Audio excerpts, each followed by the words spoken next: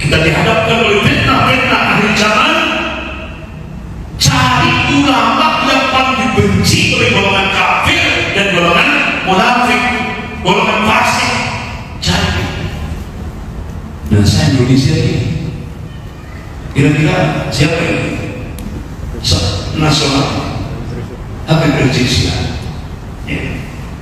Itu satu-satunya sampai Dr. Sabganda Nainggolan, itu dosen ilmu politik Universitas Indonesia, gara-gara beliau nyampaikan di sebuah masjid di Jakarta, satu-satunya orang yang paling ditakuti oleh PKC Partai Kepolisian, yang paling ditakuti oleh oligarki 9 mata, itu hanyalah Habib Rizik Syihab. Langsung beliau ditangkap oleh Baris Krim Mabes Polri. Ancamannya berapa tahun? Kalau tidak salah 6 tahun penjara. Hanya gara-gara ngomong satu-satunya.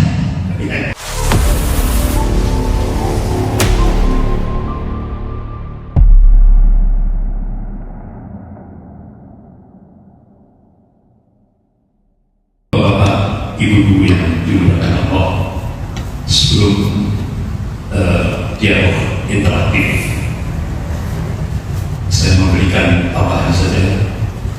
Tadi Ustaz Zulkifli Muhammad Ali sudah memfokuskan pada fase keempat.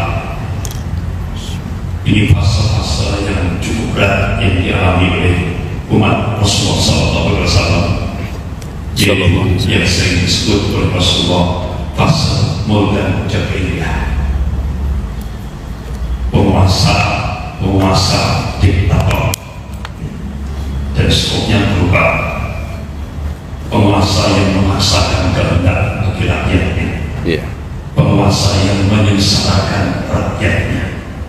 Ini fase-fase keempat. Bahkan Rasulullah SAW mengabarkan, sebagaimana tadi yang sudah saya singgung, yaitu kita akan menyaksikan yaitu fitnah Duhaimah. Kalau tadi sudah fitnah Alas, peperangan, kemudian fitnah Syafa, jadi perebutan sumber daya alam, ya, peperangan, kekacauan dalam rangka merebutkan sumber daya alam, dan itu sudah kita saksikan. Dan yang sekarang ini yang kita rasakan berat, yaitu fitnah Duhaimah. Kata Duhaimah itu bentuk tasirnya dakwah. Ini bahasa kinayah, ya. Artinya hitam, gelap. Apa wujud konkretnya? Rasulullah mengatakan, qala Rasulullah SAW, yusbihu rajulun mu'minan wa yumsi kafir, wa yumsi mu'minan wa yusbihu kafir, yabi'u binahu bi'arbina dunia. Jadi Rasulullah mengabarkan wujud konkret fitnah Duhaimah itu kondisi umat Rasulullah pagi beriman, sore sudah jadi kafir, atau sore beriman, paginya jadi kafir. Wah, kenapa?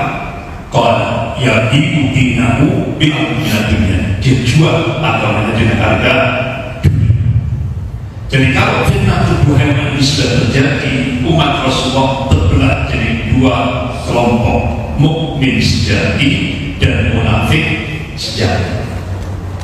Tadi sudah disinggung bahwa Indonesia kontemporer, kita lihat, kita saksikan sekarang di Indonesia berbondong-bondong antri mau jadi munafik. Ini sekarang sudah tren di Indonesia. Padahal kita sudah diingatkan oleh Allah Subhanahu wa Ta'ala dalam surah An-Nisa ayat 145. A'udzubillahi minasyaitonir rajim. Innal munafiqin fi darkil asfali minan nar. Sesungguhnya orang munafik itu nanti di neraka diletakkan di dasar. Kenapa kok di Indonesia sekarang antri berbondong-bondong mau jadi munafik? Ternyata di baliknya ada min amro bin fulus, ada ada iming-iming jabatan. Ya. Ini nyata. Ini sudah realitas empiris nyata. Jadi sekarang kalau kepingin dapat jabatan harus gila. Ini istilah Joyoboyo zaman edan, nemora edan, orang ketemu. Ini sih. Tapi menurut konsep Islam bukan zamannya yang gila, manusia yang gila. Jadi sekarang di Indonesia itu kalau kepingin dapat jabatan itu harus gila. Dia jual agamanya. Ini nyata sekarang. Inilah realitas yang terjadi. Bahkan Rasulullah SAW mengatakan, kalau Rasulullah SAW, saya ala nas salawatul qadar. Nanti kalian akan menyaksikan tahun-tahun yang penuh digudang, tahun-tahun yang penuh penipuan. Apakah di Indonesia zaman hoax, yang hak dikatakan batil, yang batil dikatakan hak. Orang yang amanah disingkirkan, tidak dihormati. Sementara pengkhianat diberi kedudukan, bahkan dimuliakan. Ya, sudah terjadi di Indonesia. Sudah. Dan kalian nanti akan menyaksikan orang dulu dimuliakan, sementara ulama direcehkan. Apakah di Indonesia dikriminalisasi? Sudah terjadi? Sudah. Bahkan nanti yang banyak tampil itu apa ini? Orang yang tidak paham din, tapi mimpin rakyat kebanyakan. Inilah yang dikhawatirkan oleh Rasulullah 1444 tahun yang lalu. Manakala imamus sufaha, pemimpin yang bodoh itu diangkat menjadi pemimpin. Ini bodoh bukan berarti tak lulus SMA, benar? Ya kan? Bukan, tapi tidak paham din, tidak paham agama. Wudhunya saja setelah basuh muka langsung basuh kaki. Ini wudhunya. Ya. Nah, begitu diangkat jadi pemimpin, Rasulullah mengatakan akan terjadi fasa kerusakan di muka bumi. Artinya kerusakan dalam semua kehidupan berbangsa dan bernegara. Inilah yang dikhawatirkan oleh Rasulullah. Kalau Rasulullah SAW, Inna ma'akhafu ala ummati a'immatul mudillin. Roh ini yang aku khawatirkan atas umat ini munculnya pemimpin yang menyesatkan. Ini sudah hak nyata, sudah banyak kita saksikan. Inilah yang sering disebut dengan ulama su'. Ulama su' itu kata Ibnu Qudamah rahimahullah dalam kitabnya Minhajul Qasidin. Ciri ulama su', ulama yang dengan ilmunya dia bernikmat-nikmat dengan dunia. Ulama yang dengan ilmunya dia mencari kehidupan di sisi ahli dunia. Ibnu Qayyim al-Jauzi rahimahullah beliau menyebutkan ulama su' itu ulama yang dengan lesannya dia ngajak ke surga, dengan perbuatannya dia ngajak ke neraka. Itulah ulama su'. Dan itu yang paling banyak di masa keempat ini, fase keempat ini. Ini paling banyak. Makanya kenapa Rasulullah SAW memberikan arahan yang konkret kepada umatnya. Kalau kita ingin selamat pada fase keempat ini, Rasulullah memberikan solusi sana. Yang pertama, kalau Rasulullah SAW bagi bi'adlan fitan katifai bain udhri yusbihu rajul mu'minan wa yusbi kafir atau yusbi mu'minan wa yusbihu kafir yabi'u dinahu bi'adlan in Isra'i wa Muslim. Bagi bi'adlan fitan, bersegera beramal soleh. Ini solusi kalau kita ingin selamat. Bersegera beramal soleh. Katifai bain udhri, sebelum datang fitnah yang digambarkan oleh Rasul seperti potongan-potongan malam yang gelap. Itu bahasa inayah, kiasan. Apa wujud konkretnya? Tadi sudah saya sampaikan. Yusbihu rajulun mu'minan wa yuksi kafir, wa yuksi mu'minan wa yusbihu kafir. Sudah saya sampaikan. Oleh karena itu, kiat yang pertama ini benar-benar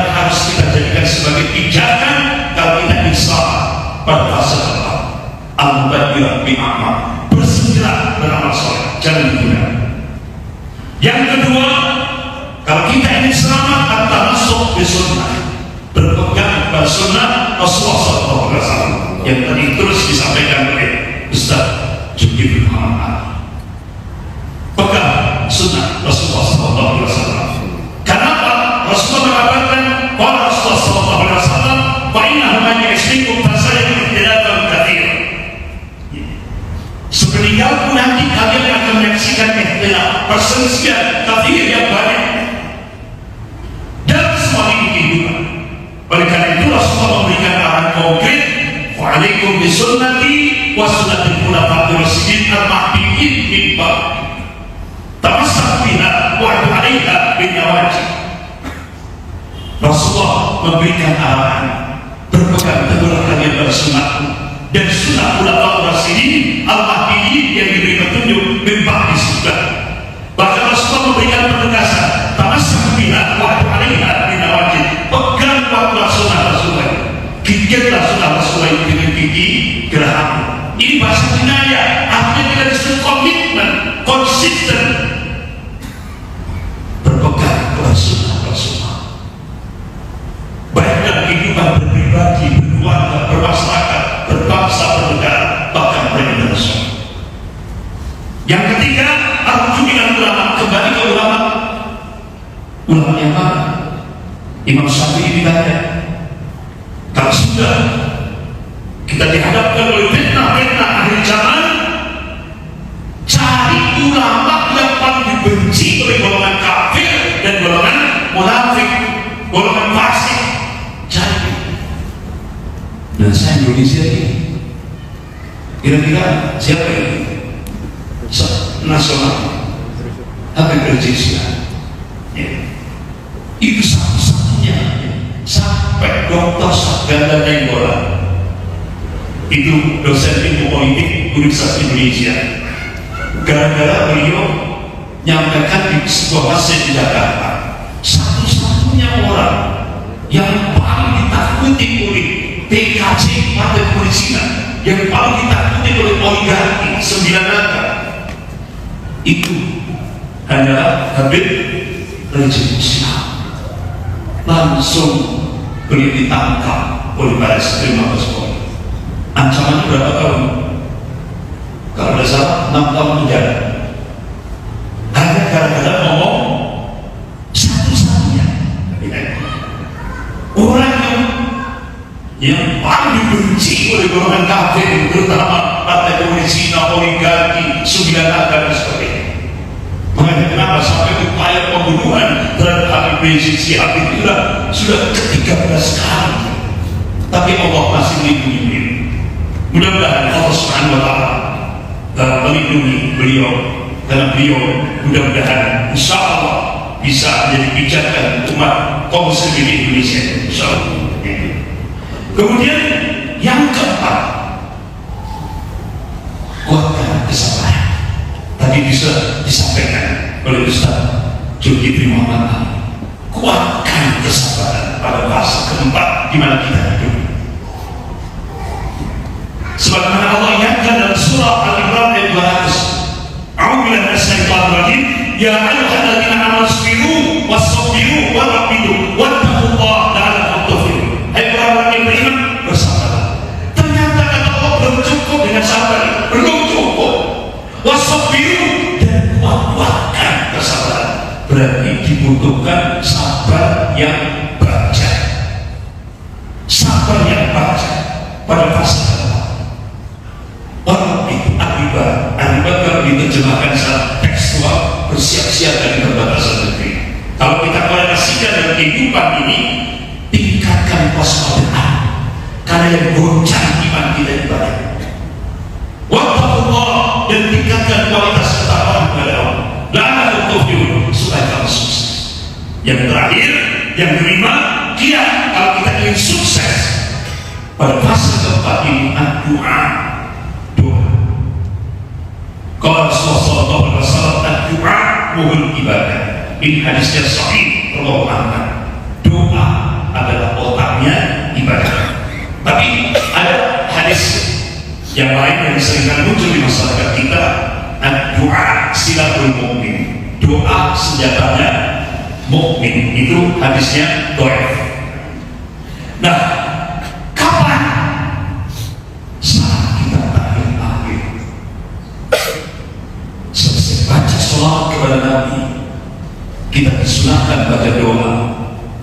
Allahumma inni a'udzubika min adzabi jahannam wa min adzabil qabr wa min fitnatil mahya wal mamat wa min syarri fitnatil masiihid dajjal.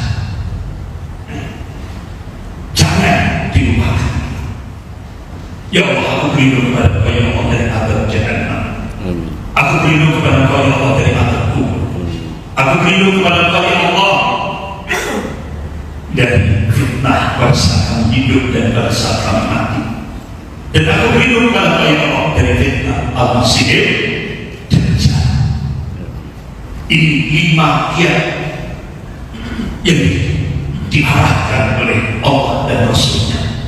Insya Allah mudah-mudahan dahsyatnya fitnah akhir zaman yang kalau kita lihat dalam kitab Sahih Muslim bahwa fitnah pasal besar luar biasa. Bahkan bisa kita lihat juga dalam kitab Al-Bidayah wa Nihayah yang sudah diterjemahkan dalam bahasa Indonesia, judulnya Huru Hara di Akhir Zaman, yang ditulis oleh Imam Ibnu Katsir rahimahullah.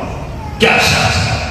Oleh karena itu 5 kiat ini ayo kita aplikasikan, terutama ketika kita hidup pada fase keempat ini. Dan fase keempat ini Allah sudah mengabarkan tentang sunnah tadawun, pergantian kepemimpinan dunia dari golongan mukmin pada golongan kafir. Sehingga artinya tadi sudah disampaikan oleh Ustaz Zulkifli Muhammad Ali, kita sekarang ini tidak lagi sebagai subjek tapi sebagai objek. Oleh karena itu 5 kiat itu insya Allah Subhanahu wa ta'ala, dan kita harus optimis, kita tidak boleh pesimis. Sebagaimana Allah ingatkan dalam surah Al-Imran ayat 139, a'udzubillahi minasyaitonir rajim, wa la tahinu wa la tahzanu wa antum a'launa in kuntum mu'minin. Jangan kamu pesimis, jangan kamu merasa inferior, merasa rendah, jangan kamu merasa marginal, terpinggir dan boleh, kata Allah. Wa la tahzanu, dan jangan kamu sedih, wa antum a'launa, sesungguhnya kamu itu tinggi, sesungguhnya kamu itu tinggi, kata Allah. Coba Allah gunakan kata a'la. A'la itu kan isim tafsir, artinya yang disifati oleh ayat itu bisa tinggi, bisa unggul. Kalau kita ayat ini kita korelasikan di Indonesia, pertanyaannya kapan umat Islam di Indonesia bisa unggul?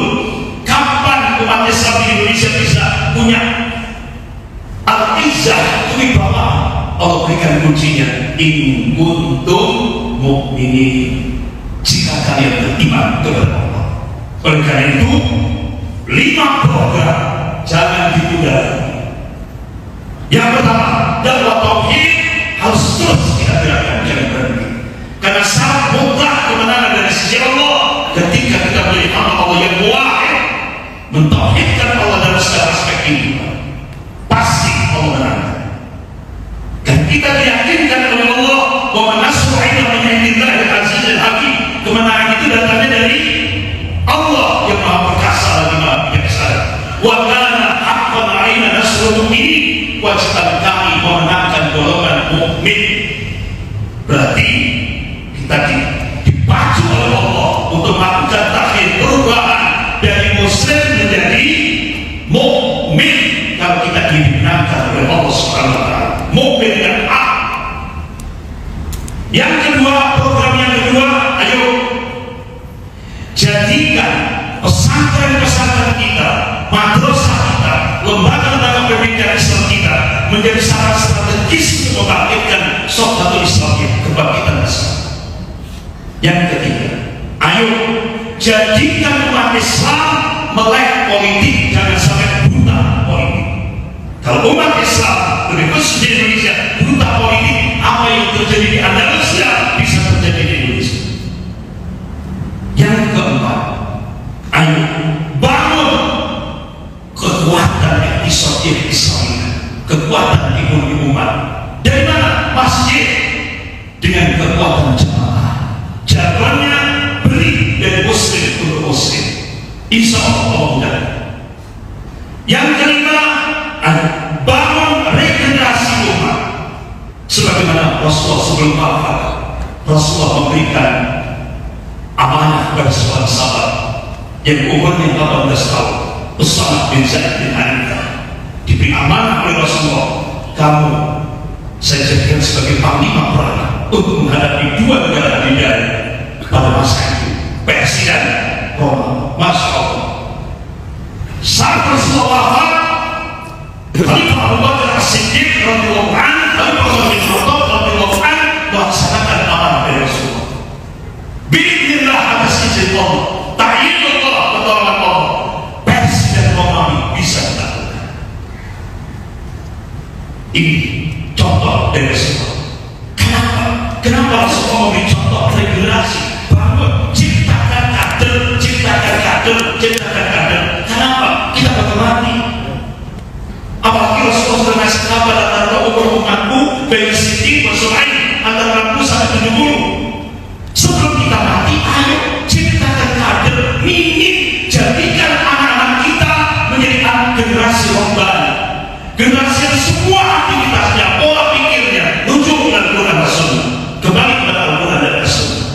Insya Allah, kalau dulu Usama bin Zaid bin Harithah menghadapi dua negara adidaya, Persia dan Romawi, bila atas izin Allah, ya insya Allah akan muncul Usama bin Zaid bin Harithah, insya Allah dari Indonesia, gitu ya. Allah akan munculkan yang bisa menghadapi dua negara superpower, China dan Amerika. Insya Allah, kalau kita yakin bahwa nasrul itu min indillah al-azizil hakim, insya Allah China Amerika akan bisa kita lakukan. Sebagaimana ulama-ulama dunia yang meyakini insya Allah, mudah-mudahan Allah akan munculkan pemantik awalnya dari arah timur, yaitu Indonesia. Insya Allah kita yakin. Kenapa? Jadikan iman ini sebagai pijakan kita, bukan rasio. Kalau kita sudah menghadapi kondisi seperti itu, jangan rasio yang dipakai. Kenapa Allah sudah menunjukkan kekuasaannya? Contoh peristiwa 10 November, Inggris dengan persenjataan canggih, pesawat canggih, bom-bom yang canggih, umat Islam Jawa Timur pakai bambu runcing. Siapa yang dimenangkan oleh Allah? Bambu runcing. Masuk akal? Tidak masuk akal. Tapi itulah kekuasaan Allah. Ya. Mungkin tanda-tanda dosa itu kan dulu. Dan sekarang Allah tunjukkan lagi tingkat global.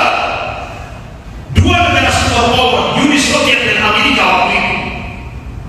Sementara Mujahidin Taliban senjatanya jadi. Siapa yang dimenangkan oleh Allah? Mujahidin Taliban. Ini Allah tunjukkan kekuasaannya. Walaupun kita nggak masuk akal, Uni Soviet waktu dipimpin oleh Gorbachev luar biasa, persenjataannya canggih, ya kan? Pesawat-pesawatnya canggih sampai dunia internasional buat karikatur. Itu karikaturnya luar biasa, itu gagah perkasa dan senjata canggih. Tapi di sebelahnya semuanya pulang, bawa bendera Uni Soviet dalam kondisi jadi mayat semuanya. Karikaturnya seperti itu, pulang jadi mayat semuanya. Ini Allah tunjukkan. Bahkan ini datang tahu semua analis militer kafir menyatakan sekarang ada 3 kekuatan dunia yang berubah mindset dunia. Yang pertama, pasukan salib Eropa. Yang kedua, Mujahidin Taliban. Yang ketiga, negara-negara Kristen yang bersekongkol dengan Zionisme internasional dalam rangka menyongsong Indonesia. Nah, ini semua analis militer ini, analis militer orang kafir, golongan kafir, ternyata memasukkan Mujahidin Taliban yang berubah mindset dunia. Sehingga kalau dulu bendera Al-Rayah itu Mabes Polri mengumumkan tidak diperbolehkan dikibarkan di seluruh wilayah Indonesia, tapi ternyata di Jakarta sudah dikibarkan. Pertanyaannya, berani nggak Mabes Polri menurunkan bendera Al-Rayah, benderanya Rasulullah yang ada di Kedubes Afghanistan di Jakarta? Berani nggak? Tidak berani. Mujahidin Taliban berubah mindset dunia.